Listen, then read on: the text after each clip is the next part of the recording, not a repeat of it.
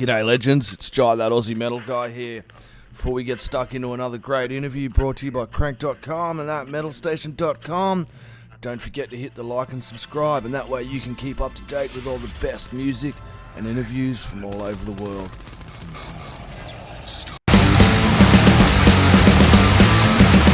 Okay, and hey, how you all going? It's Jai, that Aussie metal guy here with Crannk.com and with that metalstation.com. So tonight, wherever you are in the world, I'm having a chat with Gerardo Mendoza of Death Scythe, who recently released their latest single, Killer Faith. They did drop another one through the year, which is Wind, come out February, which is an absolute ripper. Their album, Descending into Xibalba, come out February 2020. It kind of marked the return of you guys as well. Thank you very much for joining me, my friend. Thank you, Jay, for having me here. I'm very happy to be in the show. Yeah, I'm ready for some questions. Yeah, man, it's an absolute pleasure, dude. I love heavy metal, but I also love music from all over the world, man. And this is the second video interview I've done with a Mexican band. I did interview Strike Master from down your way as well, which is a really cool band, man. I love the music coming out of there, dude. But first off, can you tell me a little bit about how Death Scythe originally began? Because you did have that Hollow Darkness demo back in 2006. Can you tell me about the beginnings of the band? Yeah, well, the band was like created around 2003. It was like it was created with the guitarist. It's called Roberto Cervera and I. So the main idea, we were like super fans of like bands like in that time, like In Flames or At the Gate. So we really fell in love with the Swedish melodic death metal. So everything that happened in that Gothenburg sound, like really big for us. So it was like, oh my God, this is amazing, you know, like having the combination with the like heavy riffs with screams and like super amazing melodic solos. So it really inspired us to create Death Scythe. So yeah, that was our like main influence. Like I remember the time when I hear Only for the Weak for In Flames. So I think it was like for a turn of no return for us. So that's how the band started. We started like making like little shows in like a very underground scene here in Mérida, Yucatan. That's our hometown here in Mexico. So and we started to make like a little show. So we started with make songs because we was like making some covers, but we like the first song that we made was like Hollow Darkness. So that song was like super important for us because it was like really make the sound of the band. So we keep going in the underground scene until like, you know what, let's make an album. So we featured on our first album that was called Killing for Pleasure. Yeah, so that was kind of like a super short story. That was around 2003. We keep playing until 2009. And after that, we went in like a super long hiatus. Actually, I went to different countries for my work. So the band went kind of like splitting.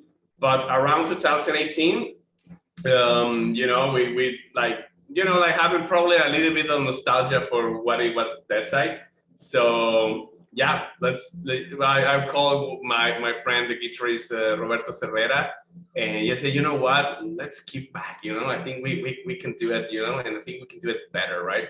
So we came back in 2018 until now. We released our second album, Descending into Xibalba, and yeah, that's where we are now. We are about to finish our new album. Actually, I received it yesterday, the album itself, like in CD, you know, the master, and we are like super excited. We are very happy how the people are really like the good reactions to our music. So we are like super happy for it, and yeah, like ready for do some shows. Ready to do some shows. Yeah, it's got a really, really great sound. I got to be honest, I hadn't heard of you guys till this come across my desk. And as soon as I heard it, look, I'm a big fan of In Flames and the melodic metal. And I heard you, and I've got to draw comparisons to a band here from Australia, Headball, which I really, really love, man. And you guys have, you guys just sound really alike. You both hit that melodic metal note, and your voice, Gerardo, man. I heard you, dude, and instantly I was like, dude, I got to hear more of this. So like I cranked that single, went back and heard The Wind, jumped into the album, man, jumped into the Killing for Pleasure, man, and then went back to the demo. He's got a really, really good sound that is rooted into the melodic metal genre as well. What's it like being a band down in South America there and kind of, doing this, playing shows, and what's the scene like down there for you, man? Well, like frankly, I mean, like in the whole metal world, and with the great bands that they have in States, in Europe, and Canada, and all around the world. Like I think the Mexican scene are starting to really having like a really like rising up in general. So I think all the pandemic make like the bands really starting to creating like a more bound and more link between. So we are like getting together all the Mexican bands, at least in the Yucatán area that we are we are like that's how it are now. So we are trying to make more stuff together. So we're trying to make more shows, more collaborations. So we realized that the best way to be more known, or probably that people like hear us more, it's like unite as a scene. So yeah, sometimes it's kind of hard, like probably not too many people around the world know too many Mexicans bands, but I'm sure it's having a great momentum. Yeah, I mean it's great. So we are trying to take advantage of that. So yeah, I think it's really, I think it's the best moment that the Mexican scene I ever had. I think for all the bands that are coming, like it's crazy. It's actually, I'm super happy, like listen, oh my God, listen to this band. I didn't know it's like a Mexican band. It's like super cool. Yeah, well, it's got a great sound, as I said, but like the whole South American scene as well, like as you're saying, the bands coming out of Mexico and in South America in general is unreal. And the bands coming out of all over the world, it's great to see the scene coming back like with a passion. It must have been good for you guys getting back together as well, and kind of taking the last couple of years to release Descending into Xibalba and kind of work on this next album and kind of plan an attack on how we're going to do this and some live shows and everything like that as well. Yeah, we already started with doing some shows. Like 2 weeks ago, we made a show with local bands here, with great bands here in our state, with the Genotype. It's a great band that we really recommend. Also with Overhate, it's a super great band too. Our friends of Into the Chaos and Signal. So we make a Yucatán metal fest. That's good. So yeah, we're starting to make some shows. We have a big one in November in the north of Mexico, in a place called Los Mochis, in a festival called Los Balagardones Fest. So it's a super cool festival because it's just all like a lot of Mexican bands from all over the country. So we are very happy that we'll be representing the Yucatán area with Into the Chaos and Genotype. So yeah, we're starting to touring. We have plans to play in Mexico City, Monterrey, in Guadalajara. And also we are like craving and hoping that probably we'll be playing outside the country. So that will be awesome. So yeah, we are looking for more shows.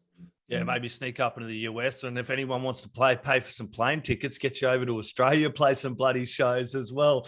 So can you tell me a little bit about the latest single there, Killer Face, man? Because it's a ripping track, man. It's also got a cool message to it as well.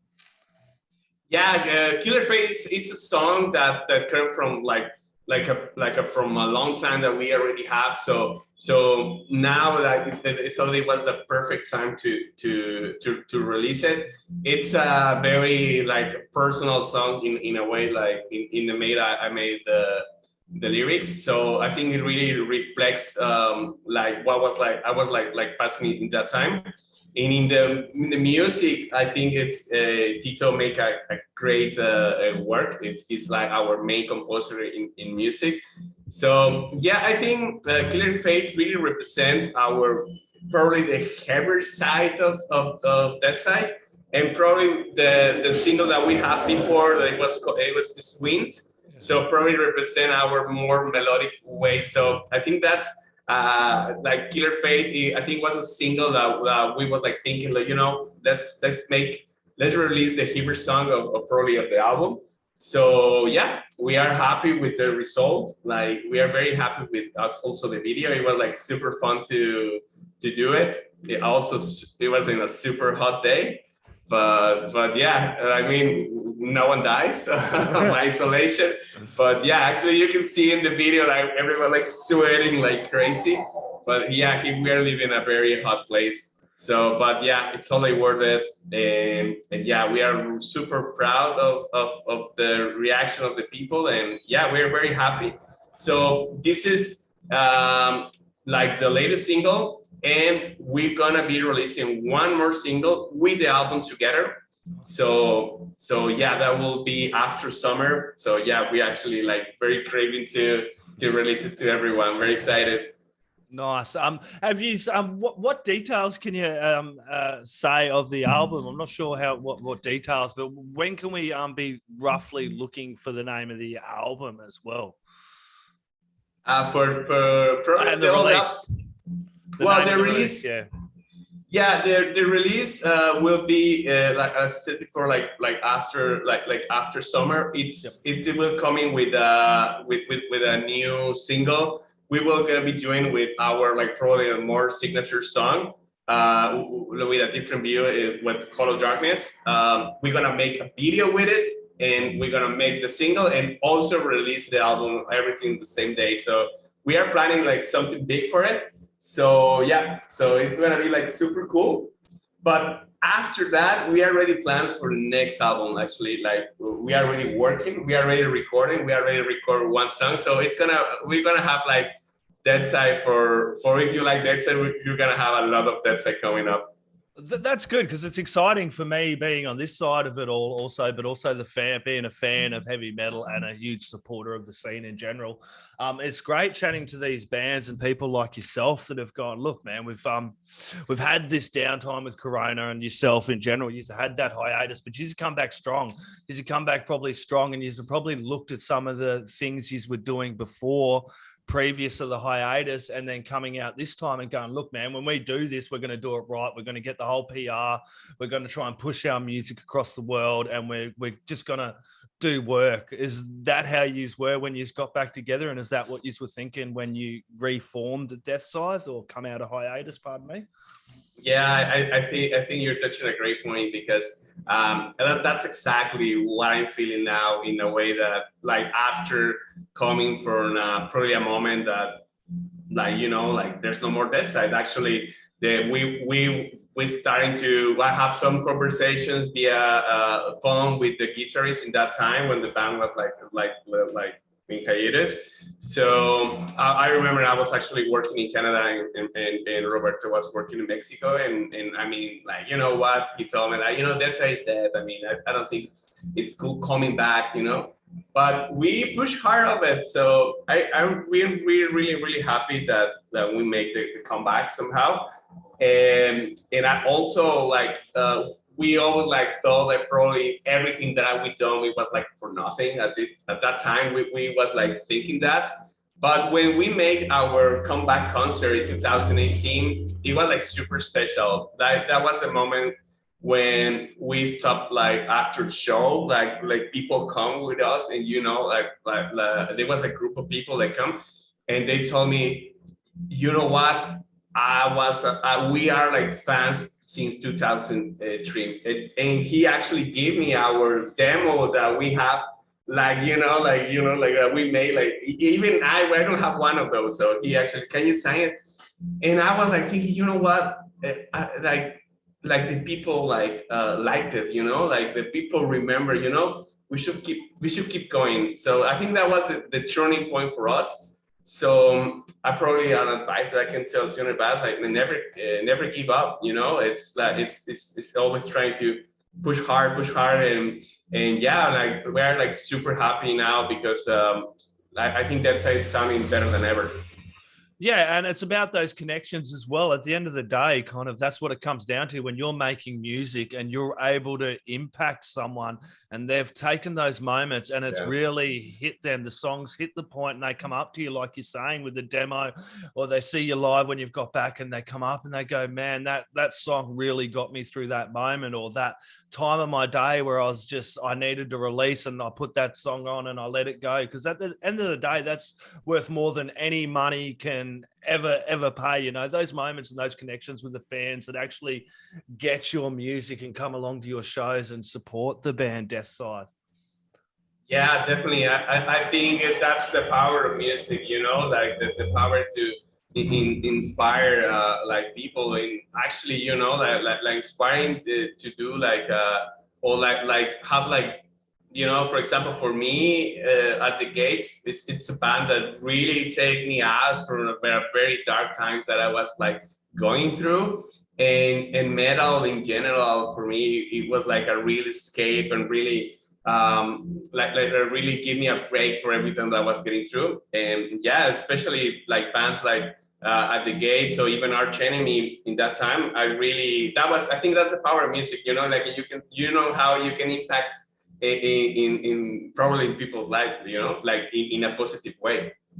Yeah, and you know, melodic metal, as you've touched on several times, I can tell that's a big love of yours, man. As is mine, man. I've got all the In Flames albums, definitely one of my favorite bands, and I just love melodic metal.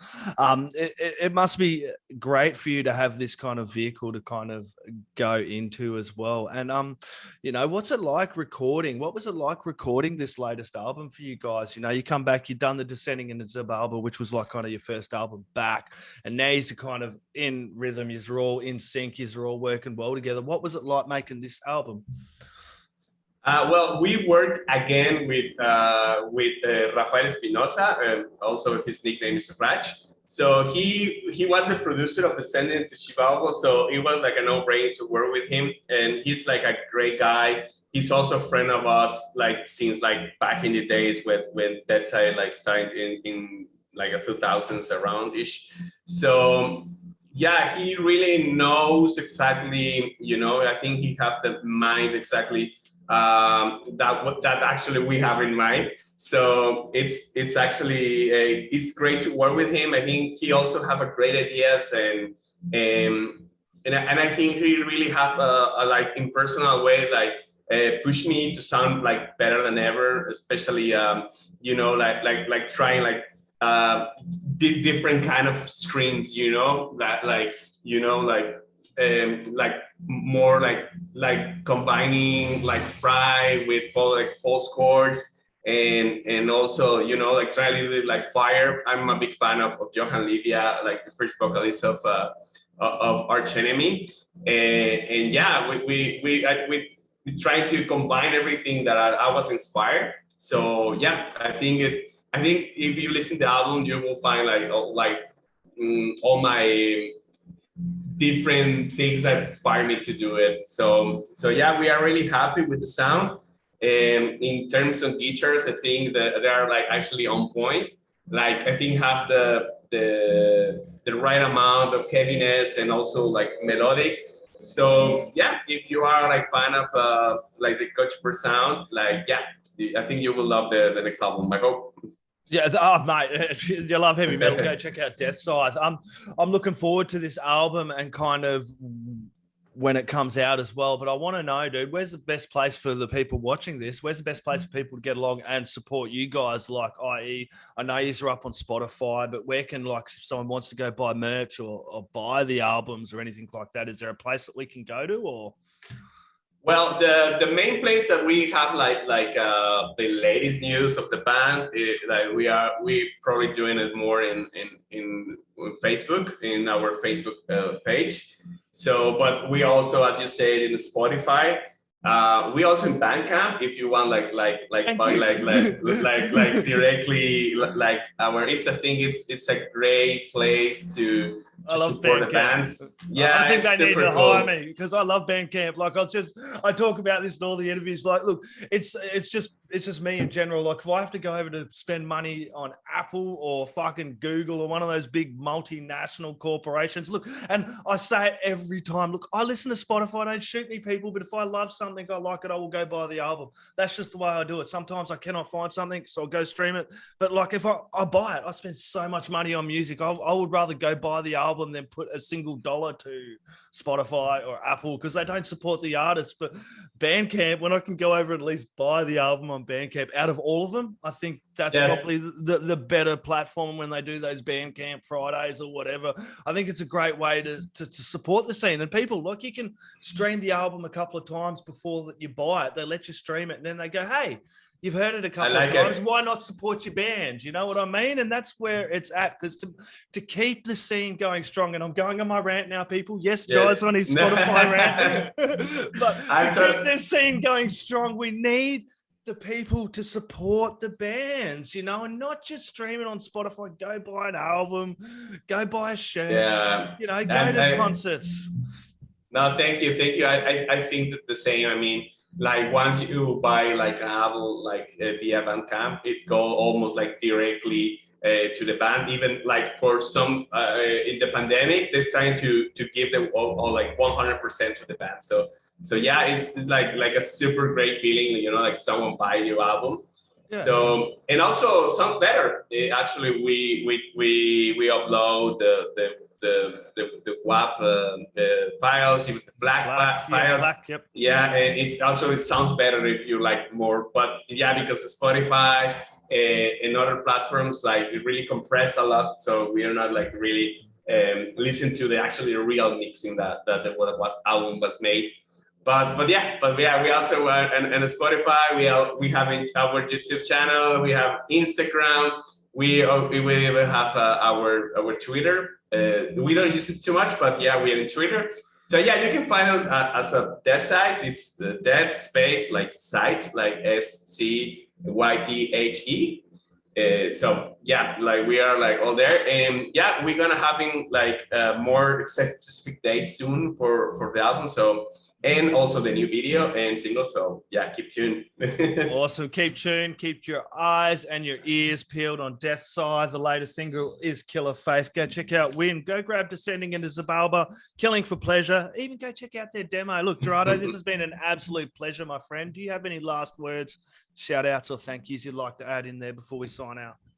Well, first of all, like really thank to everyone that like listen to us right now, and especially to you. I think this kind of support to the underground bands, it really means the world because it's really an opportunity that we really have. So we really appreciate it. You have no idea how much this kind of stuff. So yeah, it's actually our second interview that I made in English in my life about my band. So yeah, this means like, okay, like we're like doing something like probably going to the next step. So it means a lot. Thank you so much. And thank you so much to everyone that have like listened to us, even just a song. It really means a lot because with all the options that were like if you take time to listen to something, it really appreciate it. Thank you so much. That's right. You've done really well having to put up with my Aussie bogan. Thank you very, very much. Everybody go get Death Scythe, put it in the stereo, turn it up really loud. The neighbors are going to want to hear this one as well. Cheers, mate. Cheers, man. Thank you.